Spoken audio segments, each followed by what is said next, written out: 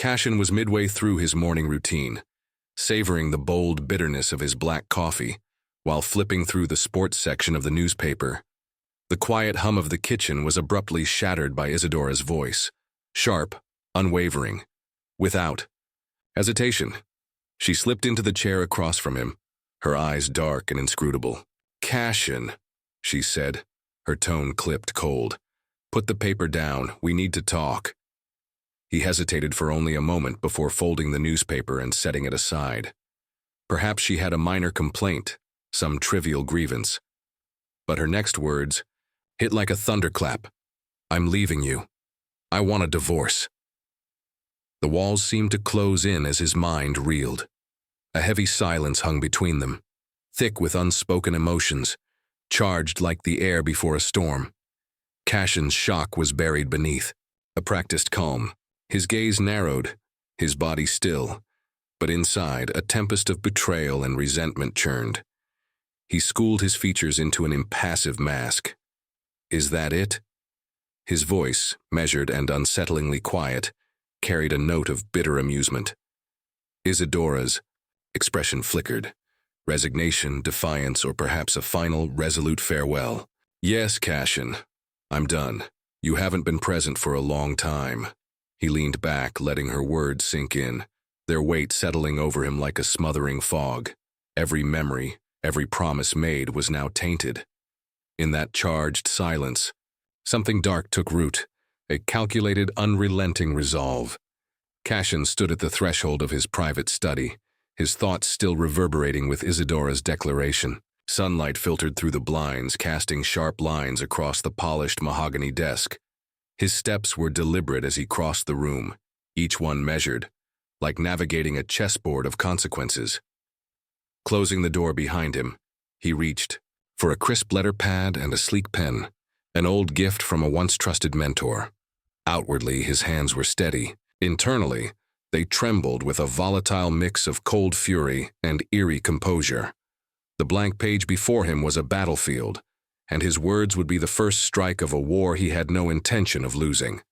With precise, deliberate strokes, he wrote, "Dear Lysander Wolf, consider this a token of my gratitude.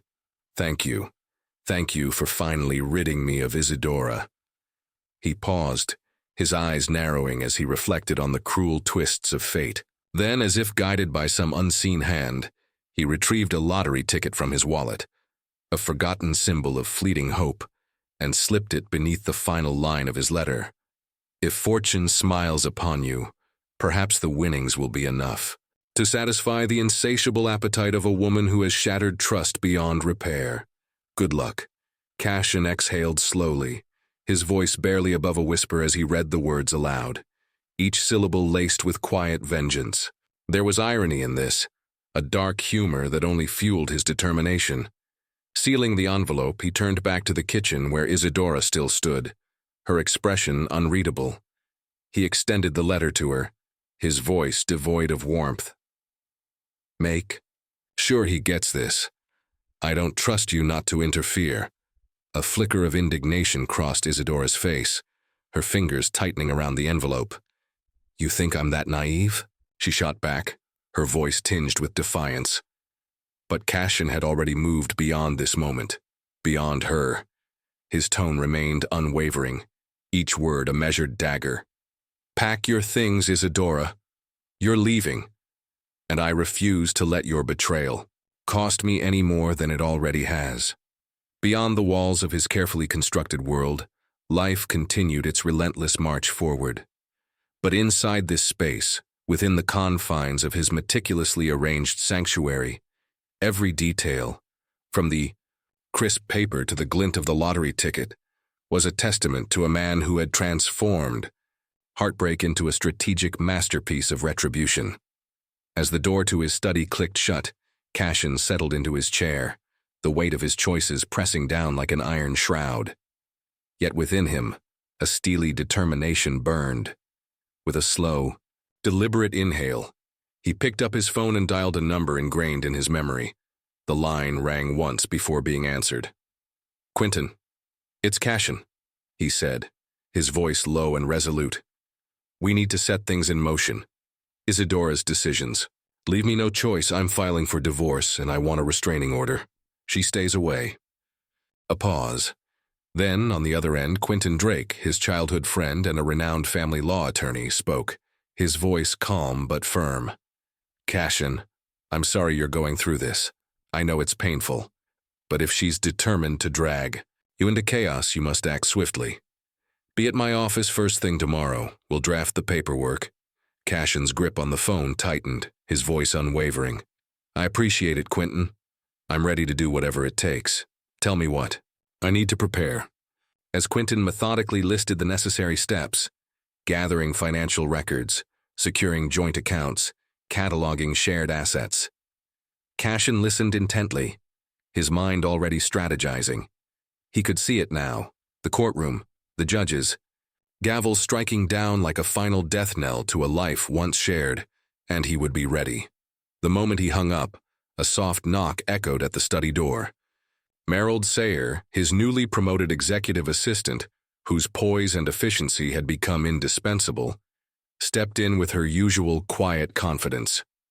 Mr. Voss, I've finalized today's schedule.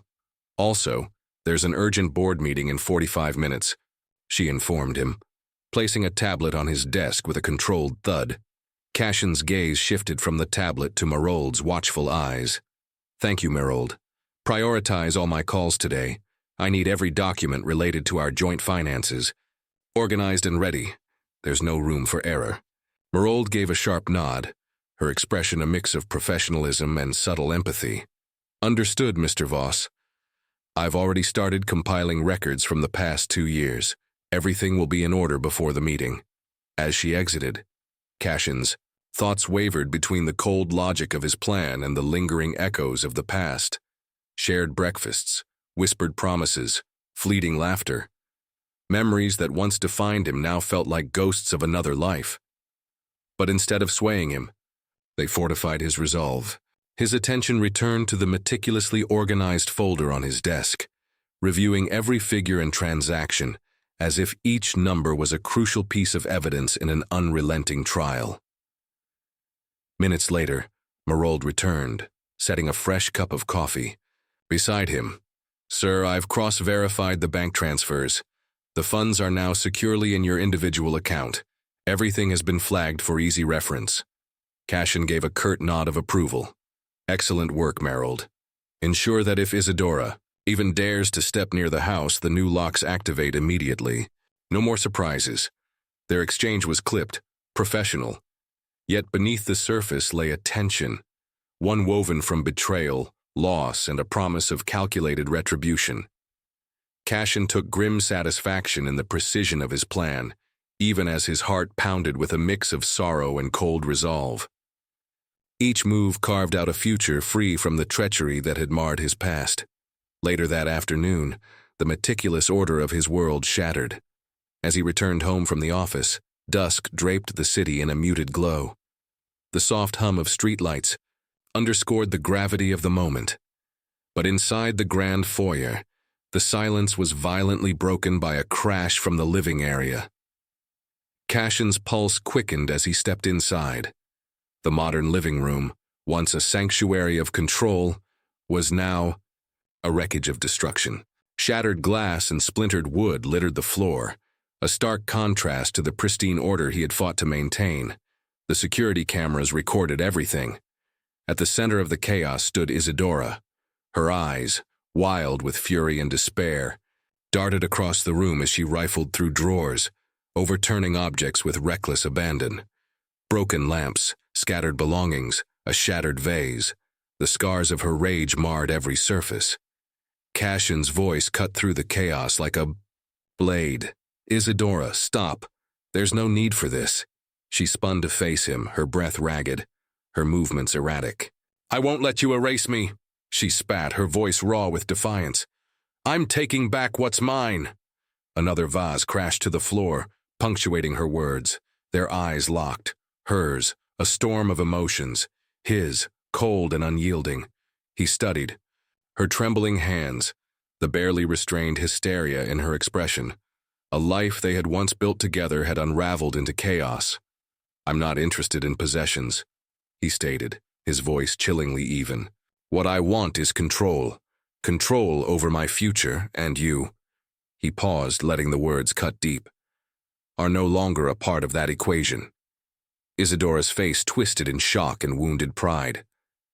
You think a few locks and legal papers can undo everything? She hissed, her voice cracking with restrained fury. Cashin's gaze hardened. I'm doing what's necessary. The new locks are already installed. I won't risk any more surprises. Every action you take now only strengthens my case. The quiet hum of the security system underscored his words, each recorded moment a digital testament to her unraveling composure. Without breaking eye contact, he reached for his phone and dialed Quentin, recounting the latest developments in a calm, methodical voice. The evidence from the cameras would be damning in court, solidifying his case against her. Minutes later, the police arrived, taking statements and capturing photographs of the wreckage. Cashin stood apart, his expression unreadable, absorbing every detail of the unfolding drama, with a mix of grim satisfaction and melancholy.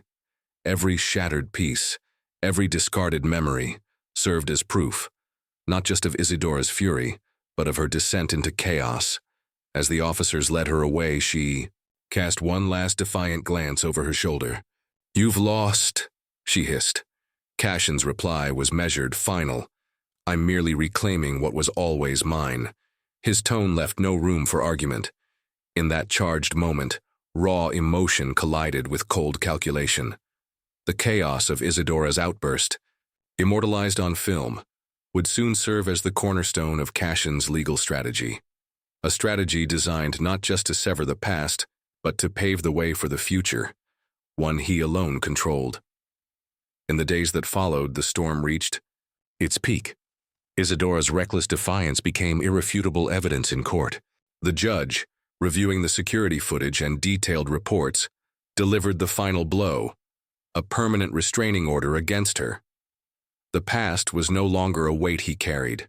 The future, now firmly within his grasp, belonged to him alone. At a Stark courthouse in downtown Chicago, the tension was suffocating as Cashin sat across from Isadora. The judge's voice echoed through the room, cold and unwavering. She was ordered to pay restitution for every item she had recklessly destroyed, cover the cost of cleaning Cashin's belongings, and most importantly, keep her distance until the divorce was finalized. Cashin's gaze remained impassive, but deep within his steely eyes, a flicker of grim satisfaction surfaced. Justice, at least in part, had been served. As the hearing concluded and the gavel struck, Quentin approached, him in the courthouse corridor. You did it, Quentin murmured. Legally, she can't touch you anymore. Everything is in your favor. Cashin gave a slow nod, his mind already moving beyond the courtroom. This isn't just about winning in court, Quentin.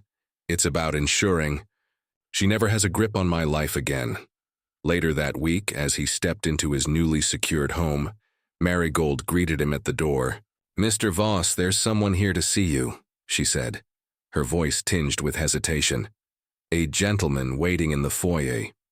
Reluctantly, Cashin stepped into the dimly lit entrance hall, where a sharply dressed man stood, exuding a mix of confidence and regret. Cashin, the man began, his voice careful. I never meant for things to spiral like this. He introduced himself as Silas Mercer, once a close confidant of Isadora, and as Cashin would soon discover, her long-hidden lover. I'm here because I have something for you. Silas reached into his coat pocket, withdrawing a crisp envelope. Inside is a cashier's check. Consider it your rightful share, the half of the fortune you never had to split. Cashin's brow arched as he accepted the envelope, his pulse steady but his mind racing. What do you mean, my half of the fortune? He asked, his voice low, calculating. Silas exhaled. Isadora had a lottery ticket she treasured, one she never knew had hit the jackpot. When our arrangement fell apart, I held on to it, cashed it. But knowing what she put you through, it only seems fair that you get a part of it. After all, you paid the price for her betrayals. A cascade of emotions swept through Cashin, disbelief, amusement, and a hardened sense of justice. As he unfolded the check, A slow, bitter smile crept across his face. "Well played, Silas," he said, his tone measured. "It appears even fate knows how to settle debts." Silas's gaze softened. "I never meant for you to be collateral damage. I just hope this makes things right, at least a little." By that afternoon, as Cashin returned to his sleek office, he felt the weight of the past dissolving. The final divorce proceedings were swift and uneventful, a simple, standard split that left him in full control of his finances and future. With Isadora legally erased from his life, he refinanced his home, ensuring every asset bore his name, alone. Marigold's quiet, unwavering presence remained a comforting constant, their conversations tinged with something that lingered between loyalty and an unspoken promise of something more. The future, once clouded by betrayal, now gleamed with a newfound clarity. That evening, as Cashin sat back in his study, the check from Silas resting beside his meticulously arranged documents, he allowed himself a rare moment of reflection. He had navigated the storm with ruthless precision, turning heartbreak into his greatest weapon. Now he wasn't just reclaiming his wealth, he was reclaiming himself. The scars of betrayal remained, but they were no longer wounds. They were reminders, markers of the battles fought, the lessons learned, and the power he now wielded over his own destiny. He rose from his chair, secured the front door, and glanced back at the remnants of those who had sought to dismantle him. A small, knowing smile played at his lips. "Enjoy your weekend in Los Angeles," he murmured, his voice laced with finality. "I hear the weather's spectacular."